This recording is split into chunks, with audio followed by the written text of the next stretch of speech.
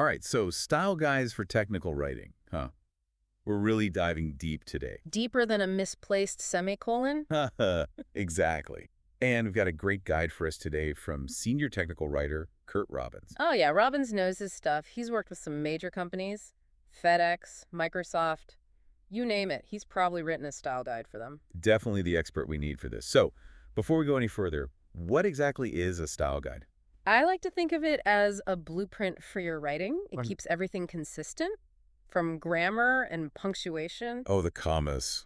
The dreaded commas. You know it, but also tone, visuals, making sure all your content have that same look and feel. So basically a rule book to keep our writing in check. Exactly. Makes life a lot easier, especially when you've got a whole team of writers working on a project. Right, imagine everyone using their own, unique style. Yeah.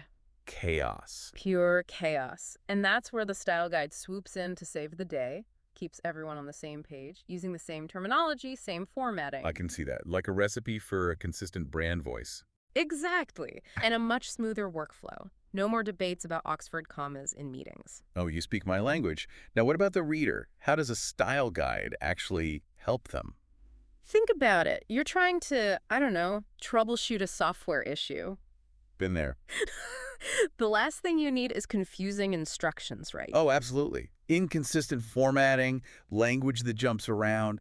It's a nightmare. A style guide prevents that nightmare. It makes the information clear, concise, and easy to follow. Like a good friend guiding you through the process. So a style guide is good for the writer, good for the reader, good for everyone, really. Couldn't have said it better myself. But let's be honest, style guides can be a little, how do I say this, dry.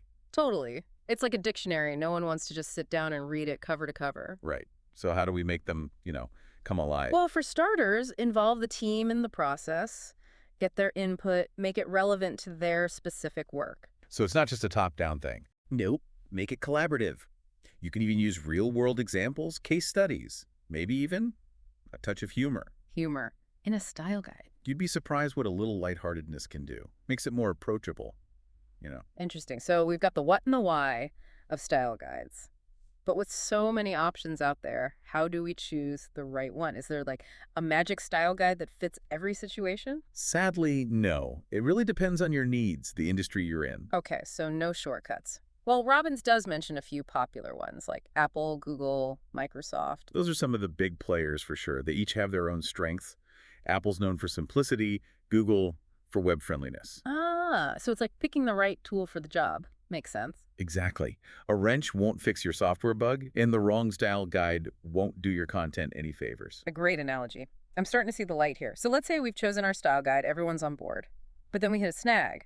People just aren't following the guidelines. What do we do? How do we make sure it's actually being used? Ah, yes.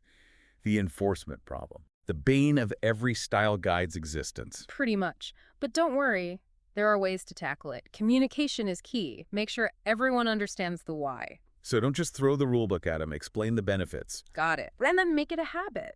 Regular style guide checks, make it part of your workflow. And what about technology? Can that help? Oh, absolutely. There's some amazing tools out there. Think grammar checkers like Grammarly. They can even flag inconsistencies with your chosen style guide. Like a virtual style guide enforcer. Awesome. They can save you so much time and hassle. And then there's content management systems, or CMS for short. Oh, right, CMS. You mentioned those earlier. They're great for enforcing style at a larger scale, like a central hub for all your content. So the CMS actually helps make sure everything stays consistent. Exactly. You set the styles, the terminology, and the CMS keeps everyone in line, like a built-in style guide police officer. Okay, starting to make a lot more sense. Look. So we've got our style guides, we've got our tools, ready to create some fantastic documentation. But what about, keeping up with the times? Ah, you mean the ever-evolving world of language and technology. Exactly. Style guides can't be set in stone, right? They have to adapt. Absolutely. Like you said, the only constant is change, especially in the tech world. So it's not a one-and-done deal? Got to stay flexible. Definitely. And that's where involving the team really pays off. Get their feedback, keep an eye on industry trends, make sure the style guide is still serving its purpose. Makes sense. It's about creating a system that works for everyone, that helps us communicate clearly. Exactly.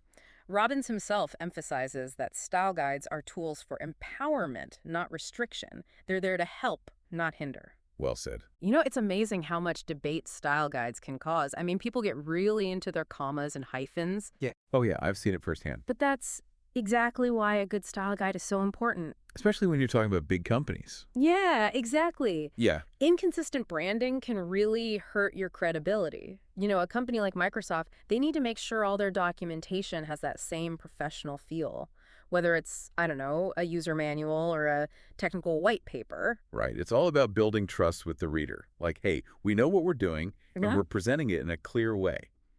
Speaking of which, we were talking about choosing the right style guide. Robbins mentioned some pretty big names, right? He did, like the Apple style guide, which is all about, well, Apple. So, very focused on user-friendliness. Yeah, Apple's all about simplicity and elegance, and that definitely comes through in their style guide. I could see that. Then there's the Chicago Manual of Style. Now, that one's a classic. Yeah, Chicago is like the encyclopedia of style guides. Super comprehensive. So Apple is sleek and user-friendly, and Chicago is more about those nitty-gritty details. Well, he talked about Google's style guide, which is all about clear, concise language, web-friendly too. Google being, a web-first company. Makes sense. And then we've got Microsoft and IBM. Right. Those tend to be a bit more technical. Reflects the complexity of their products and services. It's funny how each style guide kind of reflects the company itself, Totally. Their personality, their values. That's why it's so important to choose a style guide that actually aligns with your organization. So, like just picking one because it's trendy. Nope. Do your research. Now, what about those in-house style guides we talked about? Are those really necessary for everyone, or is it more of a big company thing? Honestly, even smaller companies can benefit from having one. It's a chance to address your specific needs, your terminology, your branding guidelines. This is like a customized layer on top of the main style guide. Exactly. Could be a short document, could be more comprehensive. Depends on what you need. Okay, so we've picked our style guides feeling good. But then, a few months down the line, we realize people are slipping. These inconsistencies are creeping back in. What do we do to prevent, style guide fatigue? That's a common problem for sure. But there are ways to combat it. Okay, give me the secrets. First, make your style guide easy to find. No hiding it in some random folder. Right. Keep it accessible, maybe even digital. I like that. So it's always there at our fingertips. Exactly. And don't underestimate the power of reminders. Emails, workshops, keep those guidelines fresh in everyone's minds. So it's not a set it and forget it kind of thing. Nope. Gotta keep reinforcing it. And, a little positive reinforcement never hurts. Oh, that's a good point. Celebrate those who are using it well. Definitely. You can even make it fun, quizzes, challenges, make it a little competitive. Ooh, I like that. A style guide scavenger hunt. Haha, exactly. And of course, don't forget those tools we talked about. Grammar checkers, CMS platforms, they can really help prevent those slip-ups. Our digital saviors. For real. They're there to catch those inconsistencies before they become a problem. Okay, feeling much better about our style guide game plan now. But there's one more challenge I want to talk about, and it's a big one. Resistance to change. Yeah. There's always going to be someone who's attached to their old ways. It's inevitable. So how do we handle those folks? Well, I think empathy is key. So instead of just saying, you're doing it wrong, Mm. we try to understand where they're coming from. Exactly. Listen to their concerns. Show them how the style guide can actually benefit them. So it's about building trust, showing them that the style guide is there to help, not hinder. Right. And sometimes it helps to involve them in the process, make them feel like they're part of the solution. Oh, I like that. Turn that resistance into ownership. Exactly. Now, of course, there might always be some holdouts. But even then, you can still try to find some common ground. Compromise is key. As long as everyone's on the same page about the ultimate goal, which is clear, effective communication. But let's be real. Style guides, they're not static, are they? Nope. They're constantly evolving, just like language itself. And technology. Oh, yeah, especially technology. I mean, think about how much communication has changed just in the last few years. New platforms, new devices, new ways of doing things. It's mind-boggling. Yeah. So how do we keep our style guides from becoming, dinosaurs? Well, I think it goes back to what we've been saying. Regular reviews, get feedback, stay informed about what's new, and of course, be open to making changes. It's a continuous process, really. Exactly. And it's a process that everyone should be involved in. It shouldn't be just one person dictating the rules. It's a team effort. Absolutely. Because the goal isn't to achieve some kind of grammatical perfection. It's about communication. Helping people understand and use information effectively. Exactly. And that's something that's always going to be important no matter how much technology changes. So they really are living documents, like Robbins said. I think that's the perfect way to put it. They're not meant to be like set in stone and forgotten about. And when we talk about the future of style guides, it's interesting to think about how technology is going to play a role. Oh, yeah. AI, machine learning, it's changing everything. Right. We've got grammar checkers that are getting super smart content creation tools that can practically write for you. Wait, are robots going to take our writing jobs? Haha, I wouldn't worry about that just yet. Okay, good. But it does raise some questions about how style guides will adapt. Yeah. Like, will we need style guides for robots? Or will robots start writing style guides for us? It's kind of mind-blowing when you think about it. It really is. Right. I don't think anyone has all the answers yet. Definitely not. But it's a conversation we need to be having, especially in the world of technical writing. Absolutely.